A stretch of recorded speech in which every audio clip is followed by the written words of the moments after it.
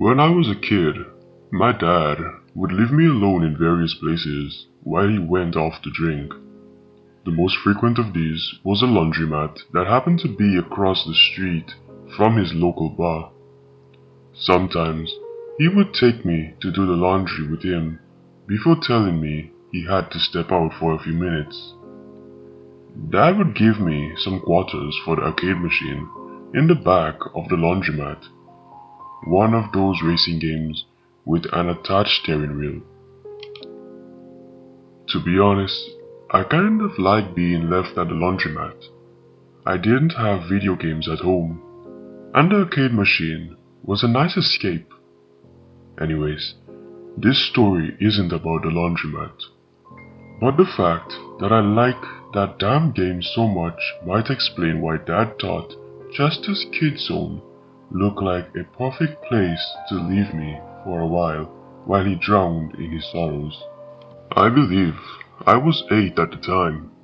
I was stuck running errands with my father on a hot summer day, and he drove out to the hardware store located in a strip mall off the highway.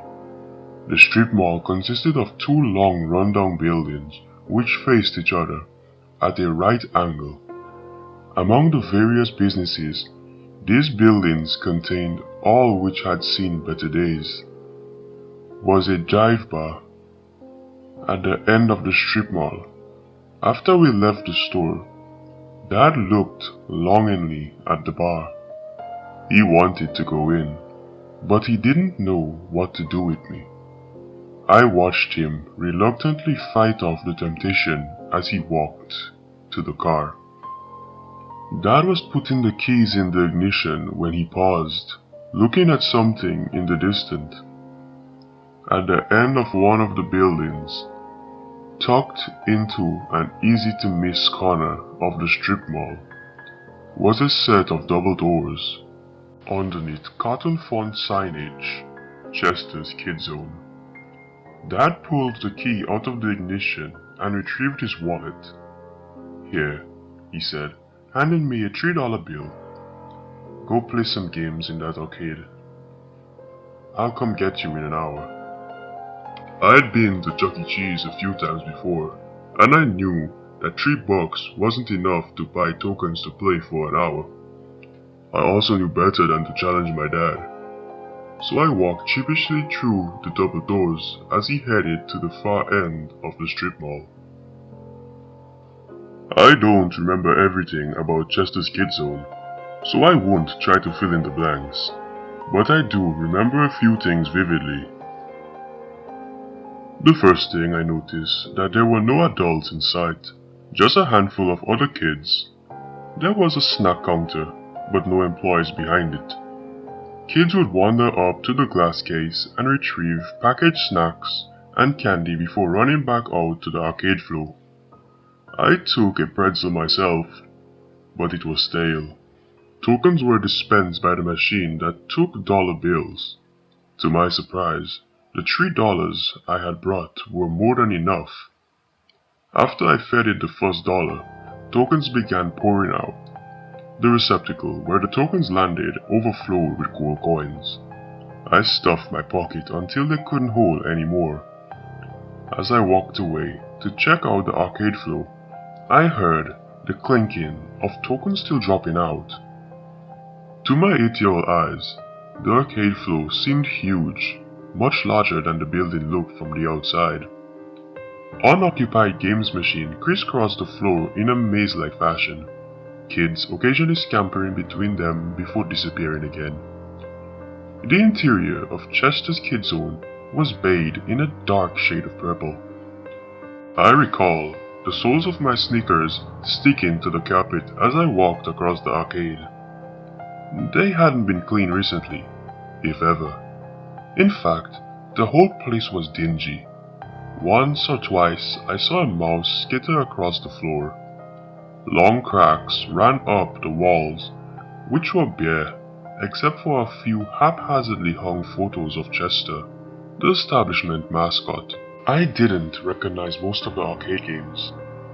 Those I was familiar with had handwritten out of order signs taped on the screen. I tried my hand at some of the others, but found them most strange and difficult to play. In one game, I had a fuzzy memory of using a joystick to guide the player through the never-ending array of hallways. Wolf-like creatures lurked in the hallways, chasing the player. There was no way to fight them off. The machine didn't have any other buttons aside from the joystick. The player character just ran through the virtual hallways until the wolf things caught up and tore him limb from limb. Computer-generated blood eventually splattered the screen, so I couldn't see anything anymore. I since scored websites that catalog all arcade games from the era, but I can't seem to find anything about this one. The other children struck me as a bit off. They mostly kept to themselves, playing alone. Then there was the way they dressed. I was raised without much money, and I was painfully aware of what other kids were wearing. From oversized stained t-shirts to torn jeans, the kids at Chester's wore clothing even more ragged than the hand-me-downs I got teased for at school. I bumped into one of the other kids as he darted out from behind a row of gaming machines.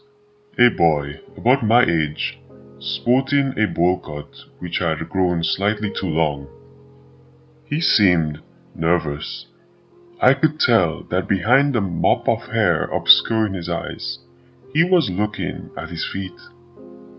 "I'm Ricky," he said shyly. "Wanna play?" I was just glad to have made a friend in this odd place. Ricky and I spent more time playing arcade games than talking. When I asked him how long he had been here, he shrugged. We had been playing games for a while, when a sound like tornado sirens emitted from the far wall, where an elevated stage sat behind a set of purple curtains. "That means it's showtime," Ricky said. "We have to go watch." Ricky and I, along with every other kid at Chester's, took seats at a set of tables in front of the stage. The curtains opened to reveal a tall animatronic figure I recognized as Chester. Chester was an anthropomorphic mammal, like a badger or weasel. At least I think that's what it was supposed to be. It had various points of articulation, able to rotate its head and its body, raise its arms up and down, and move its eyes in various directions. It wore a mechanic jumpsuit completed with a name tag. Dark smears that looked like oil stains covered its outfit. The Chester's animatronic went on to perform a show, most of which was unremarkable. I only distinctly recall two things.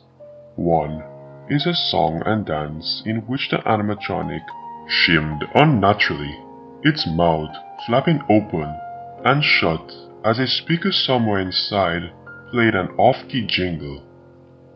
"Fun, fun, fun at Chester's Kidzone. Here is your place to escape. Laugh and play at Chester's Kidzone. You can't stay here every day." The second thing is the end of the performance.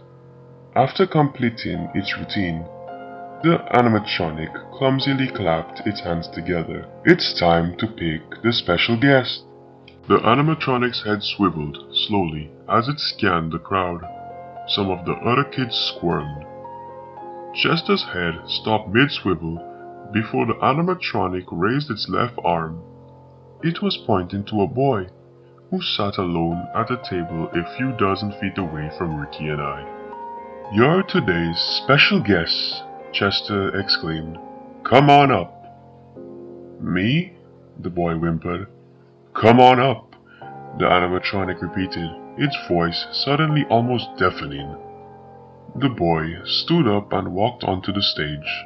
The animatronic raised its heavy arm awkwardly.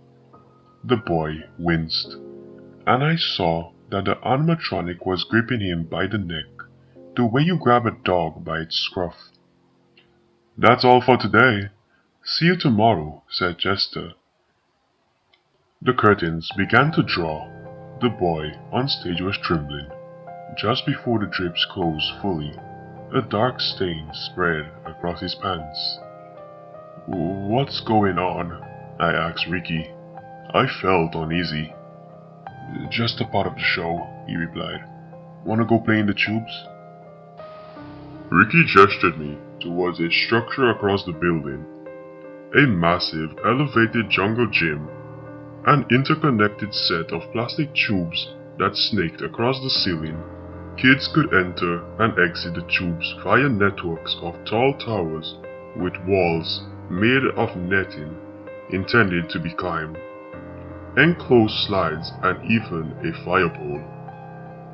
Sure, I said. I followed Ricky towards the tubes. He turned. Just watch out, he said. There's a weird girl in there sometimes. Ricky and I climbed up and began to crawl through the purple plastic tubes together. Through potholes like windows, we could see the awkward flow below. The tubes had an unpleasant smell. As I followed Ricky throughout its twists and turns, it got stronger. By the time we approached a sharp curve, the stench was overpowering. Ricky crawled far enough to peek around the curve and started to backpedal. He made a full turn so he was now facing me. She's here, he whispered. I'm going back. Use the fire pole. She can't slide down. Ricky squeezed past me, crawling in the direction we came from. I wondered, what so bothered Ricky about this girl? I needed to see for myself. I continued crawling, making sure not to breathe through my nose as I got closer. Finally, I reached the other side of the curve.